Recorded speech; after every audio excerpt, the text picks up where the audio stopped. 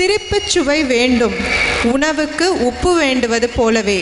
சிந்திக்க வைக்கும் சிரிப்பு கலைவாணர் காட்டும் நகைச்சுவை. பேச்சும் குரலும் சிரிக்க வைக்கும், மனங்களை யோசிக்க வைக்கும். சின்ன கலைவாணர் என்றே அனுபவம் கண்டவர் பாராட்டும் விவேக் அவர்களே வருக. டிஎம்எஸ்ஐ உங்கள் தனி பாணியில் வாழ்த்த வருகவே. பத்மஸ்ரீ எம்.கே. தியாகராஜ பாகவதர் விருது பெற்ற இந்த மதுரை மண்ணின் சொத்தான டிஎம்எஸ் ஐயா அவர்களின் பாராட்டு விழாவுக்கு இங்கே கோபுரத்தின் கலசம் போல கொலுவிற்று இருந்து தலைமையேற்று விழா சிறப்பு பேருரை ஆற்ற இருக்கின்ற முத்தமிழ் காவலர், தமிழக முதலமைச்சர் டாக்டர் கலைஞர் ஐயா அவர்களே, தமிழ்நாடு திரைப்பட தயாரிப்பாளர் சங்க தலைவர் எளிமையின் சின்னம் ராமநாராயணன் ஐயா அவர்களே, என் திரையுலக ஆசான், எனக்கு மட்டுமல்ல சூப்பர் ஸ்டார் ரஜினிகாந்துக்கே ஆசான், கமல்ஹாசனை செதுக்கிய ஒளி, சூப்பர் ஸ்டாரை நமக்கு காட்டிய ஒளி, இயக்குனர் சிகரம் பாலச்சந்திர ஐயா அவர்களே, அன்றும் இன்றும் என்றும் மக்கள் மனதிலே நிறைந்து வழிந்து கொண்டிருக்கும் மெல்லிசை மன்னர் எம்.எஸ். விஸ்வநாதன் ஐயா அவர்களே, ராமமூர்த்தி ஐயா அவர்களே, இதற்கு முன்னால் இங்கே வரவேற்று பேசி சென்றிருக்கும் ராம்பாபு சார் அவர்களே,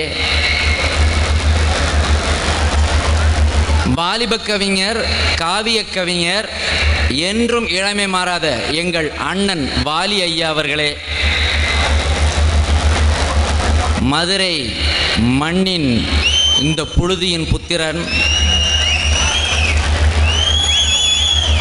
கருவாச்சி காவியம் தந்த மாபெரும் கவிஞன் கவிப்பேரரசு வைரமுத்து சார் அவர்களே,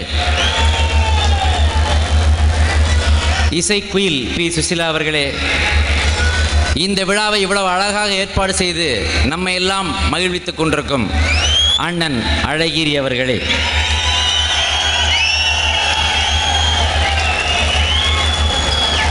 எனக்கு முன்னே அமர்ந்திருக்கின்ற அமைச்சர் பெருமக்களே, சட்டமன்ற நாடாளுமன்ற உறுப்பினர்களே, மீடியாக்களாக, ஆடியோக்களாக, வீடியோக்களாக வந்திருக்கின்ற பத்திரிகை நண்பர்களே, மீடியா நண்பர்களே, இந்த இயக்கத்தை சார்ந்த எத்தனையோ பல்லாயிரக்கணக்கான தொண்டர்களே, அன்பு உள்ளங்களே, பெரியோர்களே, தாய்மார்களே, என் உயிரினும் இனிய ரசிக பெருமக்களே, இது சாதாரண மேடையா? இது சாதாரண மாலையா? கொஞ்சம் யோசித்து பாருங்க. வீரமும் விவேகமும் வேணும்னு சொன்ன முத்துராமலிங்கர் தேவர் சிலை அங்க இருக்கு.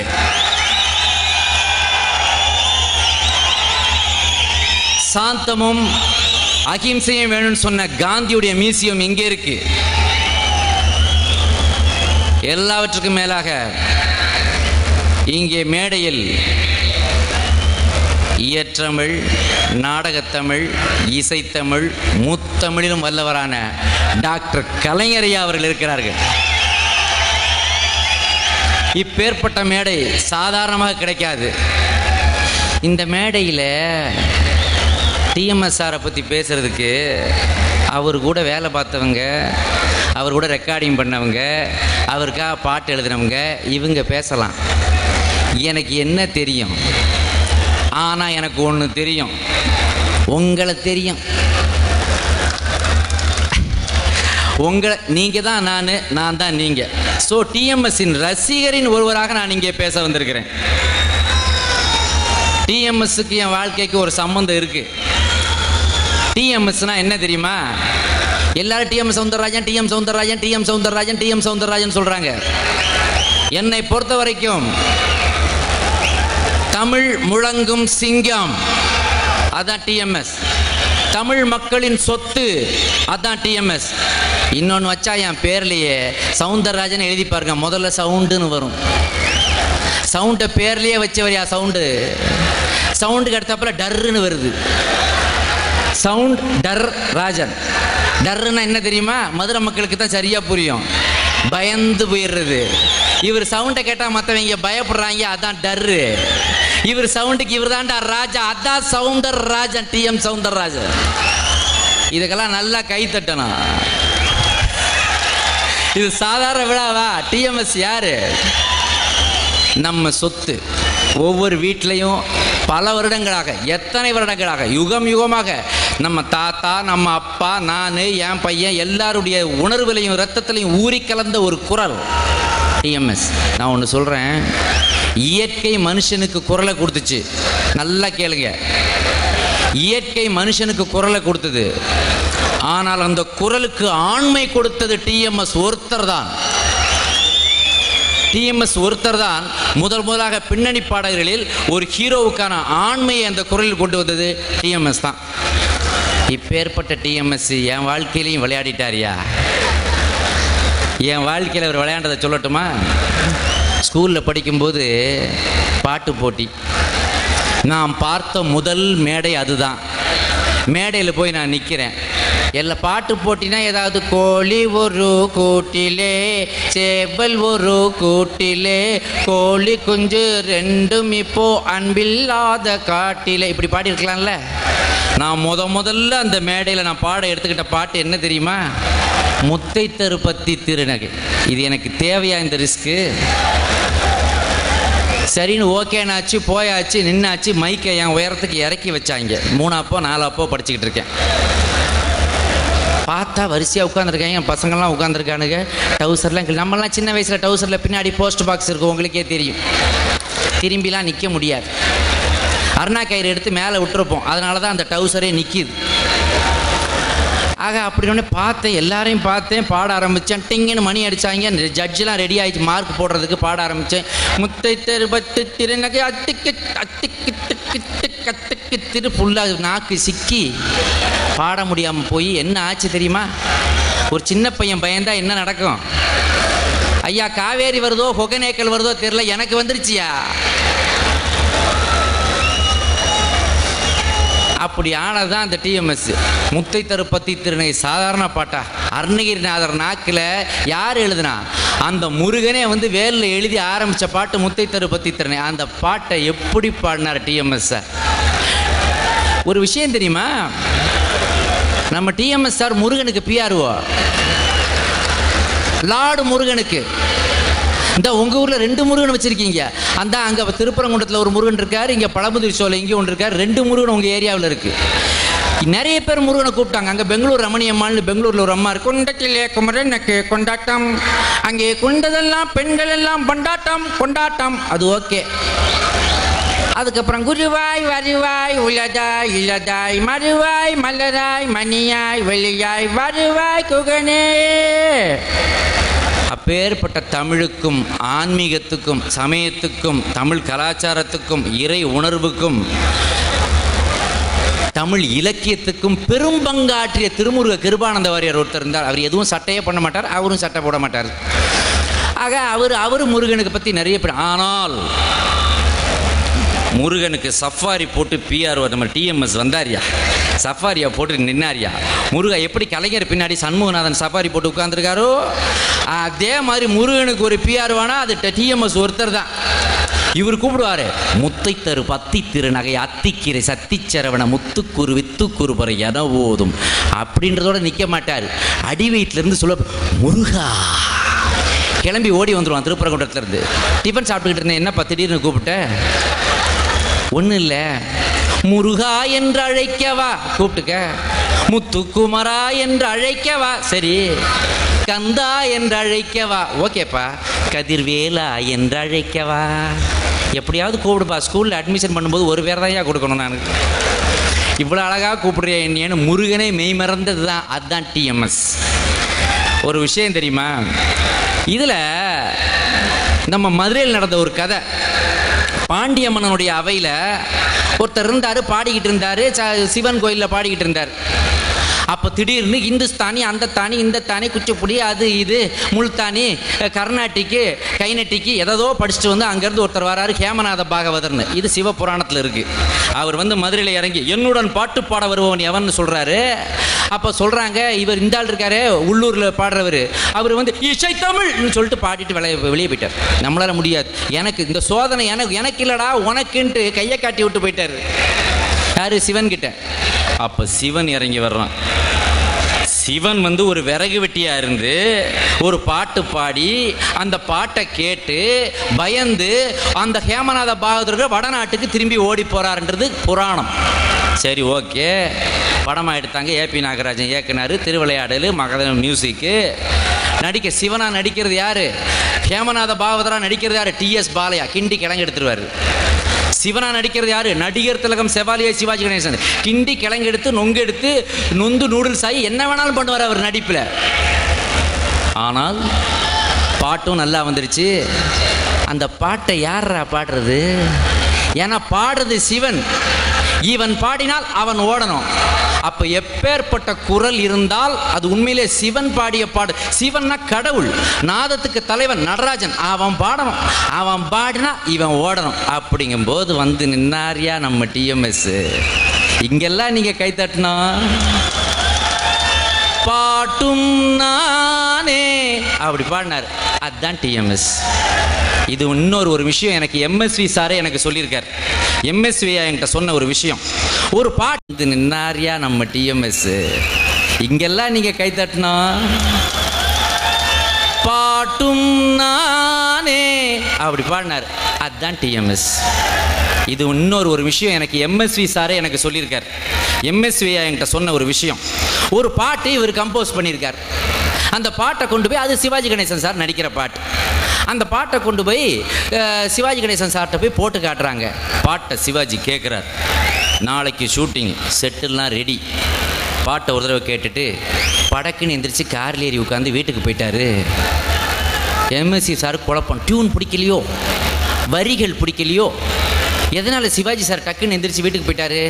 பின்னாடியே போய் விஷயத்தை கேட்டா சிவாஜி சார் சொன்ன விஷயம், ஏன்பா அவர் பாடி நான் நடிக்கணும், அந்த ஆள் பாடி அது பாட்டிலே நடிச்சு வச்சிருக்காரியா, இதுக்கு மேலே நான் என்னத்தை நடிக்கிறது? நான் எனக்கு ஒரு 2 நாள் டைம் கொடு, நான் அவரை தாண்டி ஏதாவது பண்ணணும். ஏன்னா அவர் பாட மட்டும் இல்லை, பாட்டில் பாவங்களை கொடுத்து நடிச்சிருக்கார். அந்த பாட்டில் அதை தாண்டி நான் ஏதாவது பண்ண முடிஞ்சா இந்த பாட்டை பண்ணுறேன்னு வெயிட் பண்ணார். அந்த பாட்டு என்ன தெரியுமா? அது என்ன பாட்டுங்கய்யா? ஐயா இப்படி தான் அடிக்கடி பிட் அடிக்கிற மாதிரி கேட்டுக்கிடுவேன்.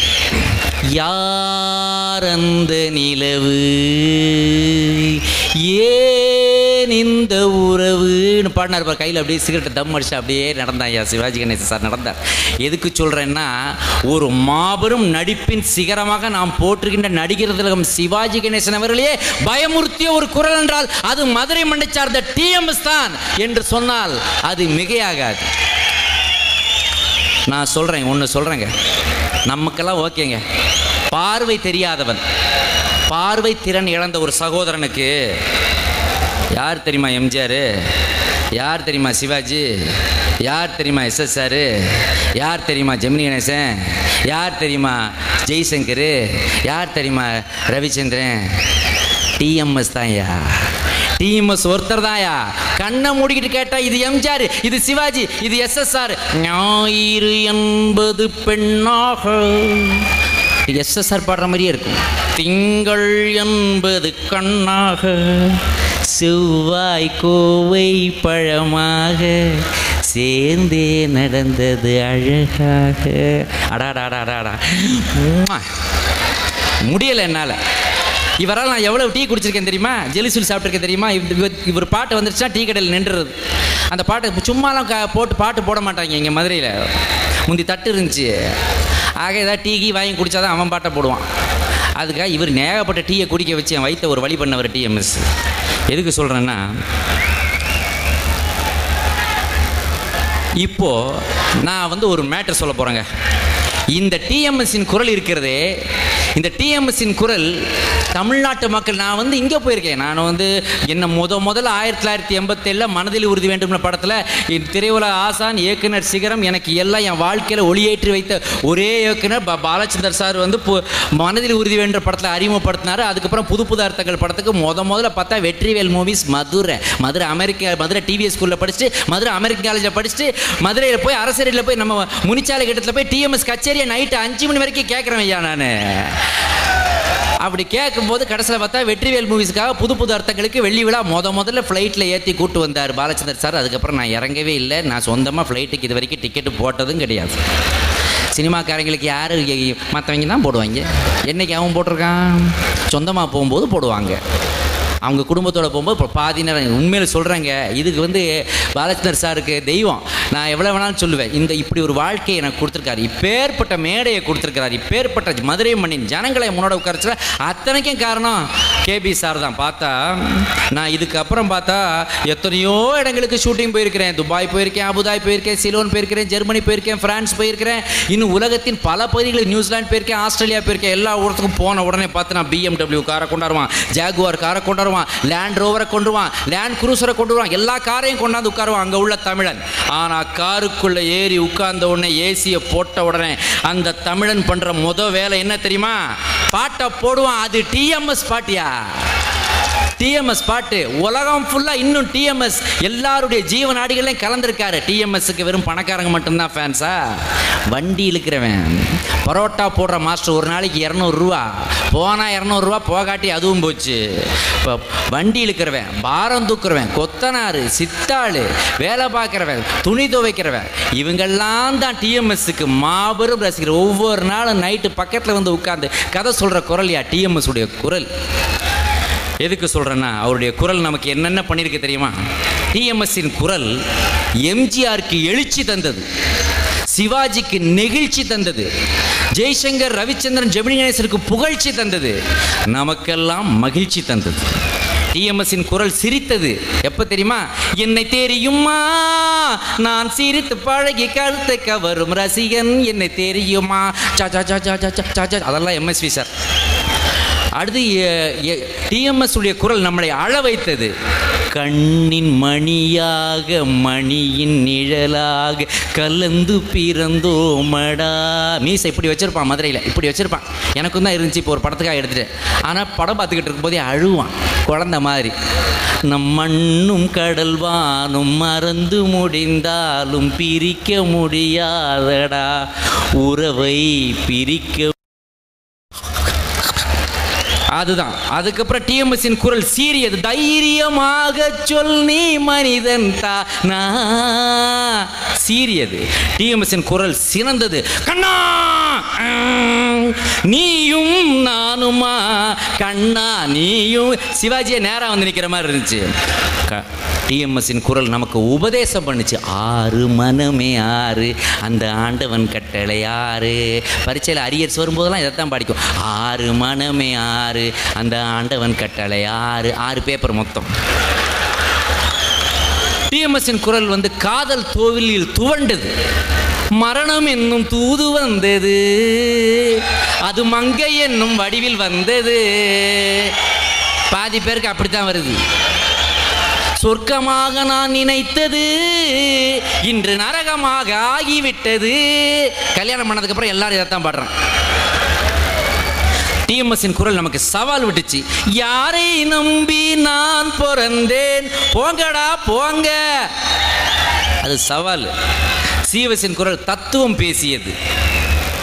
இரவல் தந்தவன் கேட்கின்றான், அதை இல்லை என்றால் அவன் விடுவானா. உறவை சொல்லி அழுவதனாலே உயிரை மீண்டும் தருவானா. பின்னாடி எம்எஸ்வி ஓஹோ ஓ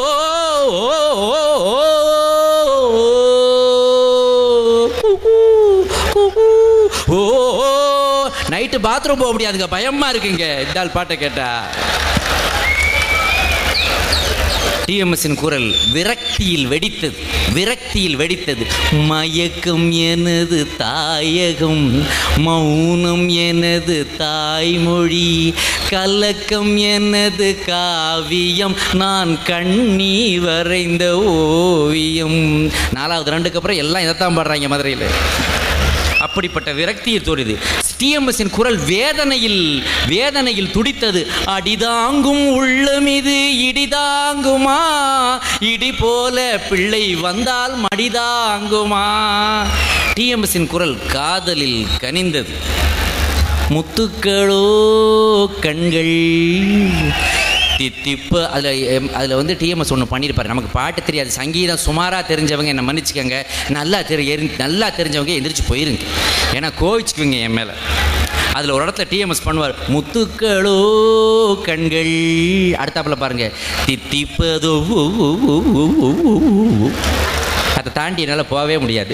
தித்திப்பதோ கண்ணம், சந்தித்த வேளையில் சிந்திக்கவே இல்லை, தந்துவிட்டேன் என்னை. அதுதான் காதலில் கணிந்தது. டிஎம்எஸ் ஈவ் டீசிங் வேற பண்ணியிருக்காருங்க. ஒரு பொண்ணை விடலை, பாட்டில் தான். காதல் மலர் கூட்டம் ஒன்றே வீதி வழி போகும் என்று யாரோ சொன்னார். அதுல வேற ஜப்பான் ரிட்டன் ஜெயந்தி உன் மேனி வண்ணம் செவந்தி. அதுக்கு மேல சொல்ல வேண்டாம், நிஜ பேரா கூட இருக்க போகுது. டிஎம்எஸ்ஸின் குரல் சோஷலிசம் பேசியது. ஐயா வாலி ஐயா அங்கே இருக்காங்க. எப்பேற்பட்ட வரிகள் தெரியுமா? கொடுத்ததெல்லாம் கொடுத்தான், அவன் யாருக்காக கொடுத்தான்? ஒருத்தருக்காக கொடுத்தான், இல்லை ஊருக்காக கொடுத்தான். ஐயா இந்த இடத்துல சிஎம் ஐயாட்ட, முதலமைச்சர் அவர்கிட்ட ஒரு வார்த்தை சொல்லணும். இந்த பாட்டை கெடுத்து போட்டாங்க ஐயா, லேட்டஸ்ட்டாக ரீமிக்ஸ் பண்ணி கெடுத்துருக்காங்க, நிறைய பேருக்கு தெரியாது. பாடி காட்டணுமா? இந்த பாட்டை வேறு மாதிரி அடிச்சிருக்காங்க. கண்ணாடி வீட்டுக்குள்ளேருந்து கல் எரியக்கூடாது, இருந்தாலும் கண்ணாடி வீட்டுக்குள்ளேருந்து பார்த்தா எல்லாம் தெரியுது, அங்கேருந்து பார்த்தா இங்கே தெரியுது, இங்கேருந்து பார்த்தா அங்கே தெரியுது, சொல்ல வேண்டியதாகிடுச்சு. கொடுத்ததெல்லாம் கொடுத்தான். எப்படி அடித்தாங்க? ஆ முதல் அக்கு தானடா. யாருக்காக கொடுத்தான்? அக்கா பொண்ணு கிக்கு தானடா. ஒருத்தருக்காக கொடுத்தான், கொட்டாங்கச்சி எடுத்துக்கிட்டு வரவா, ஊருக்காக கொடுத்தான், கூட்டாஞ்சோறு ஆக்கி தொண்டலாம். இதில் பெரிய கொடுமை என்ன தெரியுமா? கொடுத்ததெல்லாம் என்ன ஒரு வார்த்தைகள், என்ன ஒரு வரிகள், அதுக்கு டிஎம்எஸ் அவர்களின் குரல் என்ன ஒரு அழகு, புரட்சி தலைவர் அப்படி சொல்கிற அந்த சோஷியலிச கருத்துக்கள் இங்கே வரும்போது நைஸாக சவுண்டு சேருது. ஆ முதல் அக்கு தானடா, அக்கா பொண்ணு கிக்கு தானடா, டபுள் போடுறாங்க. சினிமாவுக்கு தமிழ் பேர் வைக்கணும்னு சொன்ன நீங்கள், சினிமாவில் உன்னதமான பழைய கிரேட் டியூன்ஸ், கிளாசிக் டியூன்ஸ் எல்லாம் உருவி அடிக்காதீங்கன்னு ஒரு ஆர்டர் போடுங்க ஐயா, ஒரு ஆர்டர் போடுங்க. டிஎம்எஸ்ஸின் குரல் விரகதாபத்தை விளக்கியது. முதலிரவு காட்சிக்கு அது ஒரு முதலிரவு, நான் ஒன்றும் தப்பாக சொல்லிட மாட்டேன். முதலிரவு காட்சிக்கு டிஎம்எஸ் அவர்கள் குரல் எப்படி இருக்கு பாருங்க. அதில் ஒரு டீசன், மெல்ல மெல்ல அருகில் கொலைவார், மென்மையாக கையை தொட்டு அள்ளி அள்ளி அணைக்க தாவுதே, நீயும் அச்சத்தோடு விலகி ஓடுவாய். பழைய ஞாபகம் வந்துருச்சு போல இருக்கு ஐயாவுக்கு. ஆனால் இப்பெல்லாம் ஸ்ட்ரெயிட்டாக இறங்கிடுறாங்க. தீ பிடிக்க முத்தம் கொடுடா, உன் திமிரெல்லாம் அடங்கட்டு, கொஞ்சம் கடிடானே சொல்லிடுறாங்க. நான் அதை பற்றி பேசலாம், அது அப்போ உள்ள ட்ரெண்டு, இது இப்போ உள்ள ட்ரெண்டு, அவங்களுக்கு அப்படி இவங்களுக்கு எப்படி, எல்லாம் ஒன்று, என்ன ஒன்றும் சொல்லாதீங்க. டிஎம்எஸ்ஸின் குரல் விசாரணை செய்தது. யாரடா மனிதன் இங்கே, கூட்டி வா அவனை இங்கே. டிஎம்எஸ்ஸின் குரல் நாட்டாம பண்ணுச்சு, விசாரணை பண்ணுச்சு. டிஎம்எஸ்ஸின் குரல் காதலியை வர்ணித்தது. பேசுவது கிளியா இல்லை பெண்ணரசி மொழியா, கோயில் கொண்ட சிலையா கொத்து மலர் கொடியா, ஓய். இப்போ எப்படி வர்ணிக்கிறோம் தெரியுமா? காதல் பிசாசை ஏனோ சௌக்கியம் பருவாயில்லை, தனிமைகள் பருவாயில்லை, தவிப்புகள் பருவாயில்லை, பயம் என்னை குத்தி திந்தால் பருவாயில்லை. கேட்டவனுக்கும் புரியல, பாடினவனுக்கும் புரியல. டிஎம்எஸ்ஸின் குரல் காதலியை சந்தேகித்தது. அவனா சொன்னான் இருக்காது, அப்படி எதுவும் நடக்காது, நடக்கவும் கூடாது, நம்ப முடியவில்லை, இல்லை இல்லை. டிஎம்எஸ்ஸின் குரல் உழைப்பாளிகளுக்காக உருகியது. சித்திரச் சோலைகளே நம்மை இங்கு திருத்த இப்பாரினிலே, உங்கள் எத்தனை தோழர்கள் ரத்தம் சொரிந்தனரோ உங்கள் மேனியிலே என்று பாடியது டிஎம்எஸ்ஸின் குரல். வாழ்ந்து கெட்டவனுக்காக வாடியது. நல்லா கொடுத்து வாழ்ந்தவன் கெட்டு போறானா அங்கே நிற்கிதியா டிஎம்எஸ் குரல். கடல் அளவு கிடைத்தாலும் கலங்க மாட்டேன், கடல் அளவு கிடைத்தாலும் மயங்க மாட்டேன், அது கையளவே ஆனாலும் கலங்க மாட்டேன், நான் இருக்கும் நிலையில் உன்னை என்ன கேட்பேன், இன்னும் நன்மை செய்து துன்பம் வாங்கும் உள்ளம் கேட்பேன், நன்மை செய்து துன்பம் வாங்கும் உள்ளம் கேட்பேன் என்று கேட்டது டிஎம்எஸ்ஸின் குரல். தைரியம் கொடுத்தது. டொல்த்தியாயி பயந்து போய் டவுன் ஆகி ஃபியூஸ் ஆகி டர்ராகி இருக்கும்போது டிஎம்எஸ் குரல் தான் தைரியம் கொடுத்துச்சு. என்னதாக நடக்கும் நடக்கட்டுமே என்று தைரியம் கொடுத்தது டிஎம்எஸ்ஸின் குரல். காதலிக்கிட்ட அனுமதி கேட்டுச்சு, காதலிக்கிட்ட அனுமதி கேட்டுச்சு. என்ன கேட்டுச்சு? கல்யாண நாள் பார்த்து கொள்ளலாமா நாம் கையோடு அனுமதி கேட்டுச்சு. இப்போ அப்படி இல்லை. கல்யாணம் தான் கட்டிக்கிட்டு ஓடி போடலாமா, இல்லை ஓடி போய் கல்யாணம் தான் கட்டிக்கலாமா, தாலியத்தான் கட்டிக்கிட்டு பெற்றுக்கலாமா, இல்லை பிள்ளை குட்டி பெற்றுக்கிட்டு குரல் தான் தைரியம் கொடுத்துச்சு. என்னதாக நடக்கும் நடக்கட்டுமே என்று தைரியம் கொடுத்தது டிஎம்எஸ்ஸின் குரல். காதலிக்கிட்ட அனுமதி கேட்டுச்சு, காதலிக்கிட்ட அனுமதி கேட்டுச்சு. என்ன கேட்டுச்சு? கல்யாண நாள் பார்த்து கொள்ளலாமா நாம் கையோடு அனுமதி கேட்டுச்சு. இப்போ அப்படி இல்லை. கல்யாணம் தான் கட்டிக்கிட்டு ஓடி போடலாமா, இல்லை ஓடி போய் கல்யாணம் தான் கட்டிக்கலாமா, தாலியத்தான் கட்டிக்கிட்டு பெற்றுக்கலாமா, இல்லை பிள்ளை குட்டி பெற்றுக்கிட்டு கட்டிக்கலாம். அது அப்போ உள்ள ட்ரெண்டு, இது இப்போ உள்ள ட்ரெண்டு. அது அவங்களுக்கு அது கரெக்டு, இது இவங்களுக்கு கரெக்டு. நான் தப்பாக சொல்லலை. தாய்ப்பாசம்னா அது டிஎம்எஸ்ஸின் குரல் தான் நம்ம முன்னாடி கொண்டாந்து எடுத்து போட்டுச்சு. தாயின் மடியில் தலை வைத்திருந்தால் துயரம் தெரிவதில்லை. மனைவி, ஒரு மனைவி ஒரு குறிப்பிட்ட பிறகு நம்ம வாழ்க்கையில் கடைசி வரைக்கும் வர்ற அந்த மனைவி இருக்கிறாளே, அந்த மனைவியின் உயர்வை டிஎம்எஸ்ஸின் குரல் எப்படி சொல்லிச்சு தெரியுமா? ஆலம் விழுதுகள் போல் உறவு ஆயிரம் வந்துமென்ன, என் தேவையை யார் அறிவார், உன்னை போல் தெய்வம் ஒன்றே அறியும் என்று மனைவியின் உயர்வை இப்படி எத்தனையோ ஆயிரம் பாடல்கள், 10,000 பாட்டு பாடி வச்சிருக்காரு. 10,000 பாட்டு 1700 படத்தில் பாடியிருக்கிறார். இதுபோ முருகனுக்காக வேற ஏகப்பட்ட பாட்டு, அது ஒரு 2000 பாட்டு முருகனுக்குன்னு ஸ்பெஷலாக போட்டு வச்சிருக்காரு. ஆக டிஎம்எஸ் என்பவர் நம்முடைய இல்லத்தில் நீங்காத விஷயம். அது சரி, இப்போ ஏன் டிஎம்எஸ் பாடுறதில்ல? எப்படி பாடுவார், எப்படி பாடுவார் டிஎம்எஸ்? எப்படி பாடுவார், யாருக்கு பாடுவார் டிஎம்எஸ்? யாருக்கு பாடுவார்? ஆகாய விமானத்துக்கு ஒரு என்ஜின் இருக்கு, அதை கொண்டு போய் டேபிள் ஃபேனுக்கு ஃபிட் பண்ணுவியா? டேபிள் ஃபேனுக்குன்னு ஒரு சின்ன மோட்டார் இருக்குது, அதை கொண்டு போய் ஆகாய விமானத்துக்கு ஃபிட் பண்ண முடியுமா? டிஎம்எஸ்ஸின் குரல் ஆகாய விமானத்தின் என்ஜின் போன்றது. விமானம் இல்லை, அதனால என்ஜின் சும்மா இருக்குது, அவ்வளவுதான். இதுதான் உண்மை. யாரும் கூப்பிட்டாங்கன்னு இப்போ போய் பாடிடாதீங்க ஐயா. ரீமிக்ஸு சேம் மிக்ஸ்னு போட்டு உங்கள் குரலுக்குள்ளே வேறு வேறு இதெல்லாம் மிக்ஸ் பண்ணி இது டிஎம்எஸ் மாதிரியே இல்லைன்னு சொல்லிடுவாங்க. முருகன் பாட்டு பாடுங்க, கலைஞருடைய அன்புக்கு பாத்திரமா இருக்கீங்க, அழகர் என்னுடைய பாசத்துக்கு பாத்திரமா இருப்பீங்க, அப்படியே கோயில் விழாக்கெல்லாம் போய் அப்படி போய் செட்டில் ஆகிடுங்கன்றேன் நான். இது மட்டும் இல்லைங்க, இப்போல்லாம் பாம்பே, டெல்லி, கல்கத்தா, குஜராத் இந்த மாதிரி ஏரியாவில் தான் நிறைய பாடல்கள் வர்றாங்க. வந்தாரை வரவேற்பது தான் தமிழகம், அதில் ஒன்றும் தப்பே இல்லை. ஆனால் நீ அங்கேருந்து கூட்டுவா, பாம்பேலேருந்து கூட்டுவா, டெல்லியிலேருந்து கூட்டுவா, கல்கத்தாவில் எல்லாரையும் கூட்டுவா, உன் தாய் மொழியில் சரியாக பாட தெரியும் ஐயா உனக்கு. தமிழ் மொழியில் தான் ழா ல லா, சிறப்பு ழகரம் ழா, அப்புறம் அதுக்கப்புறம் ல, அதுக்கப்புறம் லா, மூணையும் கரெக்டாக உச்சரித்த பாடகர் அல்லவா டிஎம்எஸ். மூணையும் கரெக்டாக மேடையில் உச்சரித்தது கலைஞர், திரையில் உச்சரித்தது நடிகர் திலகம் சிவாஜி கணேசன், பின்னணியில் பாடலில் உச்சரித்தது டிஎம்எஸ். டிஎம்எஸ் டிஎம்எஸ் மட்டும்தான் சொன்னார். மற்றவங்க எல்லாம் தமிழ் மேலே லாரியை விட்டு ஏற்றுறாங்க ஐயா. டிப்பர் லாட்டி இவர் ஏற்றுறாங்க, மண்ணில் அறிய விட்டு ஏற்றுறாங்க. தமிழ் அதில் ரொம்ப சிரமப்பட்டுக்கிட்டு இருக்காங்க. அவங்கள கொண்டாந்து பாட விட்டா எங்கே நிம்மதி? சப்போஸ் அப்படி ஒரு பாடகர் வந்து பாடினார்னா எப்படி இருக்கும் யோசிச்சு பாருங்க. பாம்பே பாடகர் வந்து ஒருத்தர் பாடிட்டார்னு வைக்க, புதுசாக ஒருத்தர் அறிமுகப்படுத்துகிறோம். இருக்கவங்களை சொன்னால் கோயிச்சுக்குவாங்க, இல்லாதவங்களை சொல்லுவோம். புதுசாக ஒருத்தர் கொண்டாந்து அறிமுகப்படுத்துகிறோம், எங்கே நிம்மதி பாட்டு சப்போஸ் அவங்க பாடினான்னா எப்படி இருக்கும்? எனது கைகள் மீட்டும் போது வீணை அழுக்குகின்றதோ. வீணை மட்டுமாட அழுது, நாங்களும் தாண்டா அழுறோம். எனது கைகள் தள்ளுவும் போதோ மலரும் சுடுகின்றதோ. என்ன நினைத்து என்னை படைத்தான் இறைவன், குடியவனே. குடியவன் தாண்டா, இதெல்லாம் கேட்க வேண்டியது இருக்கேன் நாங்கள்.